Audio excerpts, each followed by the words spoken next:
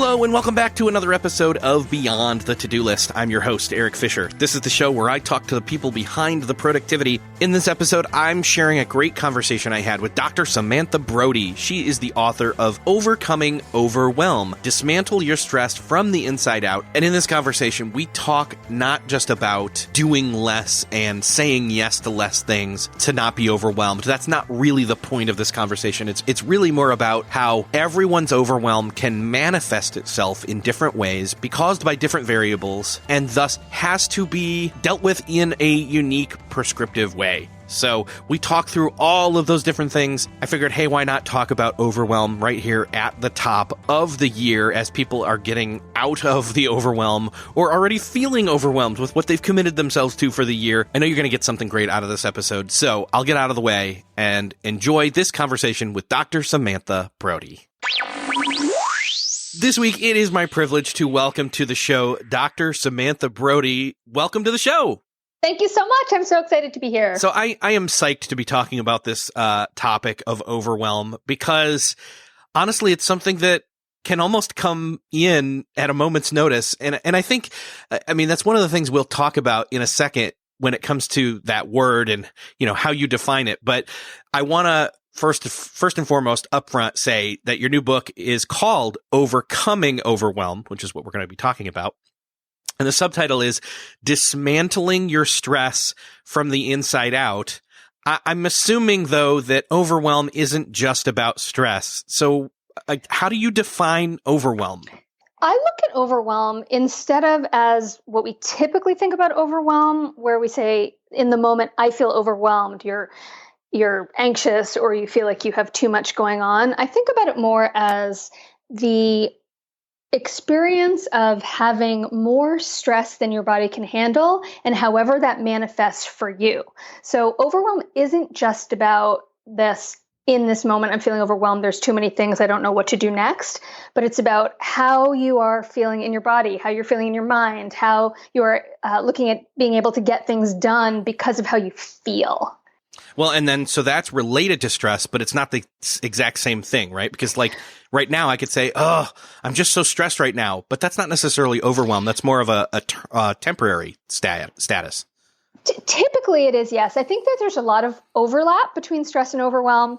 I think about overwhelm as being the end result of an accumulation of multiple stresses, not just this thing is stressing me out and making me overwhelmed. So stress is the impact, and no one agrees on the definition of stress. You know, you can read an article. I just was looking at one that said, stress causes your brain to shrink. And that's to put things in that, which is a study, right? And they're looking at stress in a particular way, but there is no across the board definition of stress that everyone agrees on, even within research studies.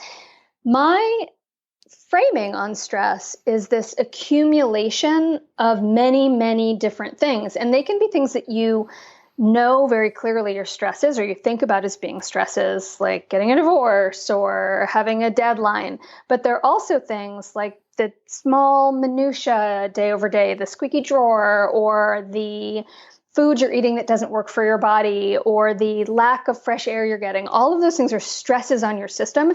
And when those accumulate, they lead to overwhelm. It's not just what's on your to-do list that's making you feel overwhelmed or leading to overwhelm in your body. It's the accumulation of the myriad things in life that pile day over day and week over week and year over year, because we're human, to then lead to a state where your body and mind can no longer respond in a way that lines up with how you really want to feel, I guess. Yeah.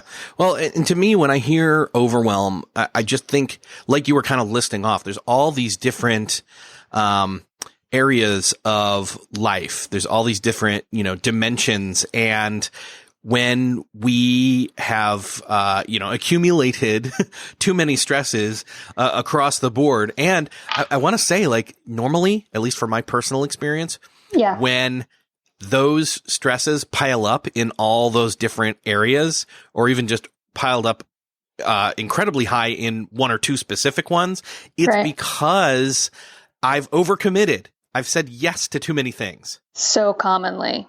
That's very, very common to be saying to yes too many things and have that leading to overwhelm. But in my mind, it's also the things that aren't the day-to-day practical tasks. It's the choices we make on a regular basis about what we're going to do, not only with our time, but what we're going to put in our bodies and how we're going to interact. And often those things are things that we have some control over that don't necessarily involve other people. They certainly can. And learning how to say no to things and having good boundaries and all of that is so important. And I'm sure we'll talk a little bit more about how one of the things we do in the book is look at, okay, how do you identify what those things are? But also to look at these things that we don't normally think about as being stresses, that if we address them, it lowers our overall load and gives us more room to have the bandwidth to say no to things, or to stand up for ourselves, or to be brutal about what we take on or don't take on. Obviously. Yeah, that makes sense. While we're talking about this, I mentioned earlier that we've got all these different, facets of ourselves. Let's list off some of these, because I think, some people might be thinking, well, overwhelm is just when I've got too much to do, and that's the status I'm in for an extended period of time. And that's not necessarily what you're talking about. The way that I frame the accumulation of stress is in areas. So I think about it as a big bucket. We're born, or sometimes a small bucket. You're born with an ability to handle stress. And some people are born with a very small bucket that represents that ability, others with a big bucket. There are some things that can change that over time, but most often you have a bandwidth as far as the container, and then different things fill that up. And over time, just being on the earth for longer, first of all, but in general, over time, as things happen, your bucket gets more and more full, and certain people have a tendency to fill their bucket more than others. And the things that go in that bucket are things that have happened in the past and things that are happening right now. So the things that you experienced as a child that were stressful take up room in that bucket. And that's something you can't change. But I do talk in the book about how you might be able to change how you interact with that. Or your genetics, you can't change that, but you can, based on the field of study called epigenetics, when the more stress you have, the more likely you are to turn on genes that might cause health conditions or such. The other categories that are in there are nutritional stress, environmental stress, insufficiencies, things that you are not getting enough of: fresh air, sunlight, fresh water, nature.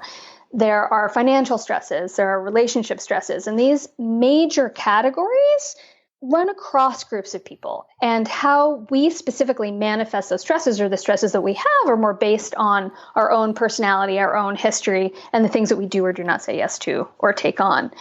And the way that I look at it and have people dismantle it is to be able to really identify what the stresses are that are accumulating for them in their bucket, and then look at what is most important to them and how they want to feel. So you can look at, all right, what can I get out of this bucket that is going to be the easiest way to do that, and with the least amount of effort and with the most impact. Sometimes we're going after the wrong things when we're trying to decrease our stress. We're going after the thing that seems most obvious, even though really cumulatively, if you addressed a bunch of smaller things, you would have more benefit.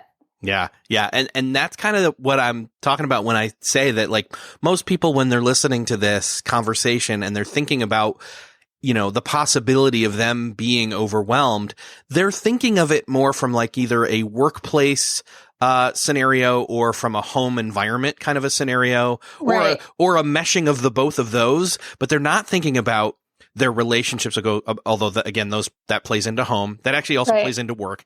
In other words, what I'm saying is they are all interconnected, and it's hard to pull them all apart and just say, okay, it's these two areas I'm overwhelmed in and the rest are normal. It's really kind of probably an accumulation of all of them kind of together. Yeah, it's an accumulation. And even if it's not, thinking about overwhelm and the way it manifests, I was doing another interview recently, and a woman was saying, well, I never feel overwhelmed. And then we started talking a little bit more. That's just not a word that she identifies with per se, but she does get very tired. And I said to her, you're getting tired on a regular basis is actually because your body is overwhelmed. with the choices that you're making on a day-to-day basis, whether I don't know, I obviously couldn't weigh in on that because I didn't do a whole history with her that I would do with a patient or a client, but that whatever symptoms we have or however we're feeling that is not in alignment with what our values are and how we want to feel, that is actually a form of overwhelm because there are too many things we're choosing that don't line up with what we really want for ourselves. And that's a great point. You actually almost just revealed something without maybe meaning to, is the feeling of overwhelm is not necessarily a feeling only. Right. It's a physical manifestation, a mental shutdown where you just can't think, even though you might feel emotionally okay, and you might not feel physically tired. Your brain just shuts down because you're overwhelmed there. Right. Whatever your weak spot is how it's right. Whatever your weak spot is how it's going to manifest. So when I was getting ready for the book launch, I had so many moving pieces. I have a full-time job. I have where I see patients, I see clients online. I've got the book promotion stuff, all these moving pieces. And then I came home from a vacation and I live in Portland in the city, and we had rats in our house. Apparently our neighborhood has a rat infestation. Who knew? And we ended up having to move into an Airbnb for a couple of weeks, and I was managing everything. I'm very good at handling, keeping my load down overall. And I was in a good mental state, but I ended up getting I ended up getting shingles actually, which is very associated with stress. I went, oh, okay. There's this another layer that I need to get to. There's another piece that I can be more brutal, even though I think I'm doing what I need to do, right? And so it's this, our bodies will sometimes tell us you're overwhelmed, even when in our minds we're very good at assessing, at being organized or having things lined up in a way that allows us to be very particular about the way we approach our life and our choices. Your body is also going to tell you this is too much. And that's a sign of overwhelm too. And one of the keys that I really talk about in the book is paying attention to your body and how you feel, because that's giving you an important message as well. And if you're feeling well, you can't really do what you want to do and accomplish what you want to accomplish if you're not feeling your best. Yeah. Well, and that's the key point there is we've kind of talked about how the overwhelm causing the items that cause the overwhelm are personal and contextual, and the way that it manifests is going to be personal and contextual. Exactly. So, of course, the approach to dismantling it is also going to be that. Yes. You just summed up the book. All right. Well, there you go. So it's great talking with you. And no. So how do you then, somebody says, okay, yes, like somebody comes to you and says, I am overwhelmed. Obviously, you're going to be talking with them about those first two things we just were talking about, the causes. Well, let me back up. The causes we'll get to in a second, but you'll talk about the causes. We've talked about, the symptomatic like manifestations of, why do you say you're overwhelmed? Well, it's because of this and this. Oh, okay. But again, getting to the approach, the actual dealing with it, like what are the first kind of steps in order to, maybe identify what we need to address? Yep. The book literally goes through that step by step. It's a 4-step program. So the first step, the thing we look at is what's most important and how do you want to feel and who do you want to be? So getting really clear about what you want your life to look like. And I call that your true north. And that is a process of identifying what are your core values, what is really most important to you, and then how on a day-to-day basis, one person really wants to feel happy or joyous. I'm not someone that really cares about feeling joyous particularly. I would rather, I have other words that represent how I want to feel. I want to feel accomplished. I want to feel settled. There are different things that represent how I want to feel, and which means, again, that's very individual. So we go through those two things, and then how do you want to show up when you look back at your life? What do you want to have, not just accomplished goal-wise, but who do you want to be and who do you want to have been? So once we get clear about the true north, we then look at how we make change best and what things may get in our way of making changes and who we need on our team and what we need to do with our mindset to be really ready to make these shifts. Because there are things in our lives that based on our past, based on our tendencies, that keep us from really moving forward in a way that allows us to make choices that line up with our values. So you get really clear about that. And then you were talking about the specific stresses. I actually take people through a process top to bottom of that bucket. looking at the different categories and what things within those categories are likely to cause stress for many people. So people can start thinking about, oh, that's something I never even really thought was causing me stress, or that's something that I didn't even really think I could change to lower my overall load. And the risk, of course, in going through all of that is feeling overwhelmed, right? There are so many things. But ultimately, by identifying the myriad things that are impacting you, you can then say, all right, I'm going to choose these things to address. And that's what the last step is, saying, all right, this particular thing is non-negotiable for me to really feel okay. So let's say that's someone knows that if they don't get outside for a walk for 20 minutes, nothing ever goes right for them. They just don't feel themselves. So that has to be a priority and something that needs to happen in order to be able to lower their load.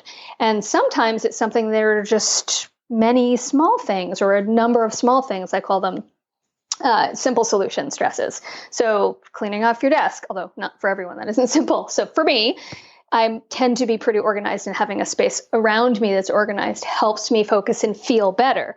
And it's a 20-minute job I do every morning because things explode over the entire day. And that one thing changes the way I feel so profoundly. Or for someone else, it may be saying, okay, I took the quarter round out of my kitchen 6 months ago. I'm going to just go ahead and put that back up because every time I look at it, it gets me stressed, or I'm going to hire someone to do that. So the getting clear on what's important, looking at how you make change best, identifying the stresses, and then very specific process on what is most important for you to do right now. I think we often knee-jerk into goals because they're expected of us, because we think that's what we want, because we think it's the most important thing to focus on. But often when we do that without really taking the time to deeply, deeply understand what and why, we can end up going down this path and ending up somewhere that isn't really where we wanted to be in the first place. As you were talking about like the quarter round and other, and the cleaning of your desk, those are almost like the quick release valve to relieve the pressure. That's a great way to put that. Yeah. You know? So, and I mean, in productivity, we talk about this all the time. It's called like the quick win, because if you suddenly realize that the thing that you're afraid to tackle, or the list of things that you're afraid to tackle, if you were to check 1, 2, 3 of them off because you've identified them as lowest hanging fruit of 2 to 3 minute things, when you really sit and identify them, then it's easier to say, whoa, my 10 item list for today is now down to 6 or 7. Right. Like, whoa. Right. Exactly. Yep. I call that a to-do hit list. And so taking the things off of your to-do list that are going to take less than 10 minutes, the 1 to 2 minute things are even easier. Yeah. And then scheduling, I have people actually look to schedule time to say, all right, this is going to be an hour a week of hit list items. So you can just wipe the slate clean there. Yeah, well, exactly. So let me give you an example here. Okay. One of the things I've been trying to do, we've been in our house now for, let me say this. We're recording in December. Book comes out in January. We moved in April of 2017. So we're almost coming up on 2 years. And, with a new house, it's great to be able to do as much as you can when you first move in, but you can't not live there. And so, what I've been trying to do is just say, okay, what's the one project, that I either can complete, each weekend? Like take 1 to 2 hours each weekend and move something forward, or complete and just see what that is. Right. And the other, you can also, for that type of thing, think outside the box. And so one of the things that we do, and my house was built in the 1909. And so the projects we often have a good intention to do a project, and it turns out that your thing that you thought would take a couple hours on the weekend is a much bigger job. Yes. And so my husband and I, if we have a project that we've been wanting to get done for X period of time, and it depends what the project is up front, we'll say, if we don't get it done by this time, we're going to budget to have someone else do it. Yeah. Yeah. Getting help from somebody else, even if you have to pay for it. Right. And thinking outside the box, right? Is there a way to get this thing that's important to me done if I'm continually, the things that stay on your to-do list, either you take it off or you figure out a way around it. Yeah. It's kind of a question then about it's not about how much is the project worth to you to pay somebody to do it. It's that, but also how much is it worth to you to pay somebody to take that stress out of your life? Right. And to look at that the specific stress, how much stress does this thing cause? On a Yes. scale of 1 to 10, is this thing not being done? Sometimes it'll be something that I'll think, oh, this is really important. I want to get it done. And then I don't do it. And the reality is when I really sit down and look at it, I don't really care that much. It just seemed like something I should care about. But ultimately, if I say this is something I'm choosing not to change, that also takes the stress off, right? One of the things we do in the book is we look at, okay, here are the things you're going to do right now, and here are the things you're choosing not to do right now, and getting really clear about owning this is something I'm choosing not to do right now. And then the stress dissipates because you're not now on top of not doing it, shaming yourself for not doing it, saying this is something I should do, and continuing to beat yourself up over not having done the thing, right? You can't do it all. It's impossible. Even if it's just the things you want to do, you can't do it all, let alone the things that you have to do or should do or committed to do. I think you just hit on something else that I end up talking about often too, which is this whole idea of doing a brain dump. It's the idea that, I try to treat myself. I'll say, okay, here's an actual pen and an actual pad of paper. I'm sitting down at a coffee shop with a nice, fancy coffee, and I'm going to sit here and, I've made my brain more awake. And now anything that's bothering me, I'm going to write down all the different things that I know that I should be doing or want to be doing, whether it's, somebody, so-and-so's birthday's coming up, or, I really want to start writing this book, or I have an idea for a podcast, or, and you just start writing those things down, because honestly, half the time, not even having, first an awareness, or two, a clarity on those items that are, in our subconscious. So that's what I hear you talking about when you're saying it's not even necessarily about, like, for example, if there was the project that I was moving forward and you were going to pay somebody to just come do it, or decide to not pay somebody to come do it, but you've then had clarity on the decision and relieved that thing from being a stressor in your life because you gained more perspective on it. Exactly. So that's where my head went when you said that. Yeah, exactly. And so one of the things that I try to do in the section of the book where we're enumerating stresses is to guide people through kind of the brain dump is the things that are milling about there, but these are things that we kind of make an extra effort to dig out of there that are bothering us, but that they didn't kind of make it onto that list or into the brain dump because we didn't go, oh yeah, that thing. That area of, whether it's not getting enough healthy lunch, not eating lunch. I was talking to someone the other day who was saying that she just actually ended up hiring someone to make lunches for her, which was, that's brilliant. And so she had been putting so much guilt on herself. She worked in the nutrition field, and she'd been eating junk for 2 years, and she had kids. She was feeding them junk for lunch. I mean, not junk, but, not healthy food. And she went, this is something it caused her so much. I call those tolerations, right? These things that cause us a burden over the long period of time. And, she knew to feel badly about that, but to come up with a solution of, a variety of solutions around those types of things that we might not even realize how much they're weighing on us. Mm-hmm. Yeah. Well, and I think that's the whole key as you walk us through the things in the book is finding, again, not only the awareness of our stresses, but the solutions to those stresses. And I know in the book you say that it's easier for us to identify the things that the negatives that are in our lives versus the positives, the things we do want, the true north, as you kind of alluded to earlier. So how do we do that? Like, how do we walk through, the process and say, because I think maybe one part is if you lean negative and you can identify a negative, but then spin it and say, wait, why is it that I don't like that thing? What's the positive thing I'm actually aiming for if I can latch onto that? That is such a great approach. That is such a great way to do that, right? That's solution making. That's thinking outside the box. That's reframing. And it's so important, I think, to be able to have that mindset, right? Have a positive mindset about, okay, of course there are terrible things that are going to happen. And of course we're going to have stresses that are difficult and situations that are challenging. And, but then how do we say, all right, what am I going to get? How can I take this and get something positive out of it, whatever that is?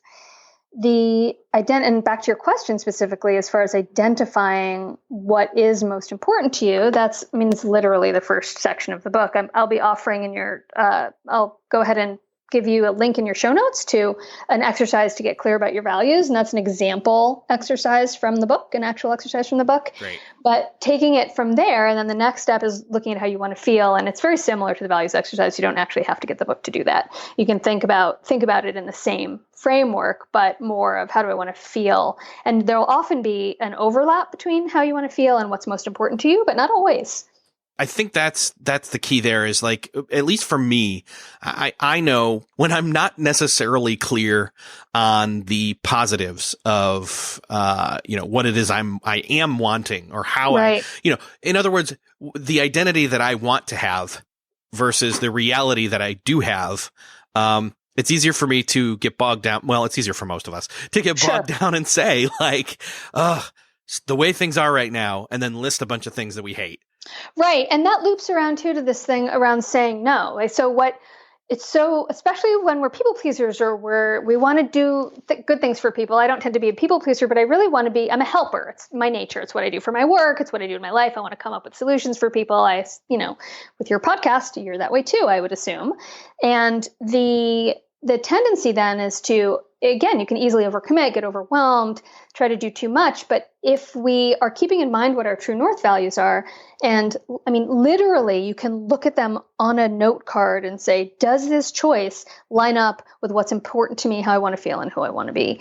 And if the answer is no, then, that it's a no. It's straight up a no. And figuring out how you're going to interact with that. And sometimes it's things that you've already committed to that you can say, this is something that I know I said I was going to do this. I'm actually not going to be able to. Will that have a huge impact on you? Because I think sometimes we're so worried about hurting and upsetting other people that we don't even take into consideration that it might be no problem at all. We don't do the thing we said we're going to do. And that we don't owe it, that we don't, to ask, right? To make sure that you are being conscious about what we are committing to in the first place. And then once we do it, to be able to leave room to make changes to that if we need to, or if we want to, if we find we've overcommitted or find that something is going to be a lot more difficult than we thought it would be. Yeah. There's another concept in your book that I do want to make sure we mention here, and it's this chi of change. So what is this chi of change? All I know is that chi has to do with, it's a Chinese word. But then also I know that a lot of things lately, when it comes to smartphone chargers, have chi charging because it's that kind of, you just lay your phone down on it. The chi of change is how we make change best as an individual. So some people make change best quickly. Other people make change best slowly. Some people do better with accountability. Other people really are internally motivated to make changes. And so getting really clear about how you make change best, because there's no prescriptive way that's going to work for everyone. It just, if there were, then we would all be living our lives exactly the way we want to be. It just doesn't work like that. There is no one answer. The original name of my book was The Answer Is There Is No Answer when I was first working on the proposal. And the first agent I talked to said, that's the worst book name I've ever heard. Because he's like, people want an answer. And I said, well, but the point is there's no one answer. He's like, okay, whatever, still change the name. Still change the name of the book. And that's fair enough. But it's really true that we all make change differently. We all have had different experiences that impact us, that our subconscious is going to lay over what our past experience is on our current experience. There are different ways that we've had success in the past. So looking at how we make change best and how we're going to best support ourselves and set ourselves up to be able to make the changes that are really in alignment with our own values. How do we live the life that's in alignment with our own values so we can accomplish and be the people who we want to be? Yeah. It's unique. In other words, it's like we've been talking about this whole time. It's, your stresses are unique. Your manifestations of how you're going to feel in whatever feel way that means for you, physical, mental, emotional, all of the above, often. And then also what's causing it and how you deal with it. It's all unique. And this is one of the main tenets of naturopathic medicine. So as a naturopathic physician in the state of Oregon, I'm licensed as a primary care doctor. So I do both Western medicine and complementary medicine in my practice and with my consulting, my online consulting with clients. And the main point is that everyone is different and that there is no one answer. And you can't even look at a study and say, this thing won't work for you because it didn't work in this study, because it might work for that person. And how we approach each person's health issue is going to be different. We wouldn't say, okay, everyone with a headache or migraine should get this medication or get this one first. If that doesn't work, we do this one. If that doesn't work, we do this one. We look at the underlying causative factors. We look at the holistic picture. We look at the accumulation of what has impacted that person and how they're going to really be able to, I don't like to use the word succeed, because I don't feel like you can fail at self-care, because it is a process, and it is important to be able to not accomplish something and say that wasn't a failure. It was a learning experience to understand better how I'm going to do this in the future, or to understand that this wasn't something important in the first place. Right. Yeah. Because again, it's not necessarily a failure. It's more of an experiment with data that came out the other end. And now you know which way to test other directions. Yes, exactly. So very cool. Again, it's uniqueness. Like people who are listening to this at the beginning of the year 2019, as it's coming upon us, many of them are out there listening, and they are not necessarily aware of their overwhelm, or they're not necessarily willing to admit they're overwhelmed. They may be aware of it. And I want to start pointing people to where, one, they can grab the book, but two, again, like we said, we'll link up in the show notes. What was it you said? I know that you described it. Yeah, so it's the first exercise in the True North chapter. Yes. So it's identifying what your core values are, and there'll also be a sample chapter too. Yeah, so there you go. So what we're going to do is we will link up to those things in the show notes for this episode, so you'll be able to go over to that, and I'll have provided the link to that specifically in the intro, as well as right when I'm done here, and it'll be awesome. It'll be beyond the todolist.com/250, 60 something episode number. And that's where you'll be able to find those things. But Dr. Samantha Brody, I am just kind of, this has been great talking with you. I can't wait for people to jump in and start to move through this process of dismantling stress. Thank you so much. I really appreciate you having me. Yeah. So thank you so much for being here. Thank you for having me. So I'm curious where you're at here in early 2019 with your state of overwhelm. Are you overwhelmed? There's lots of reasons to be overwhelmed. There are lots of causes, I should say. There's not lots of reasons to be. You don't have to be. I think that's kind of the point. So, I would love for you to check out her book, Dr. Samantha Brody's book, Overcoming Overwhelm. And again, it's all about dismantling your stress from the inside out. You can find the link to that in the show notes for this episode, which you can find at beyondthetodolist.com/256. From there, you can go grab a copy of the book, check out her site, etc. And, I really hope that, this is a more peaceful year for you. I hope that this is a place where you are able to gain some insight from listening to this show and make some practical steps to actually change your life for the better this year. Not just in the terms of being more productive and getting more done, but also from moving forward in terms of feeling less overwhelmed, feeling less busy. Because again, if you're overwhelmed, you're going to be what my friend Jeff C. always calls, you're going to be in vapor lock, which means your brakes are going to lock up and you'll start skidding all over the road of your life, metaphorically speaking. And I don't want that for you. So I want good things for you.